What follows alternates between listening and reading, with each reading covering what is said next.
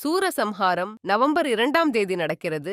ஏன் இந்நாளில் விரதம் இருந்தால் உங்களுக்கு என்னென்ன நன்மைகள் கிடைக்கும்? காசியப்ப முனிவர், மாயை என்ற தம்பதியருக்கு பிறந்தவர் சூரபத்மன். இவர் வளர்ந்த பிறகு சிவபெருமானை நோக்கி தவமிருந்து இந்திரஞாலம் எனும் தேரையும் பெண்ணால் பிறக்காத குழந்தையால் மட்டுமே தனக்கு மரணம் நிகழ வேண்டும் என்ற வரத்தையும் பெற்றார். இந்த வரத்தால் சக்திகள் மிக்கவனாக தேவர்களையும் நல்லுயிர்களையும் துன்புறுத்தினான் அரக்கன் சூரபத்மன். இதை தடுக்க அவதாரம் எடுத்த முருகன் பார்வதியிடம் வேலை பெற்று சூரபத்மனை போரில் அழித்தார். அதன் நினைவாக முருகனுடைய கோயில்களில் இந்த நிகழ்வினை விழாவாக கொண்டாடுகிறார்கள்.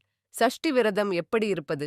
இந்த சஷ்டி விரதம் வீட்டில் அல்லது கோயிலில் என 2 இடங்களிலும் மேற்கொள்ளலாம். முடிந்தவரை முருகன் கோயிலில் விரதம் இருப்பது மிகவும் சிறப்பானது. அதுவும் திருச்செந்தூர் முருகன் கோயிலில் விரதம் இருப்பது கூடுதல் சிறப்பு வாய்ந்தது. ஏனெனில் இந்த சஷ்டி விரதம் திருச்செந்தூர் கோயில் முருகனின் 6 படை வீடுகளான 2வது படை வீட்டில் மிகவும் சிறப்பாக நடைபெறும்.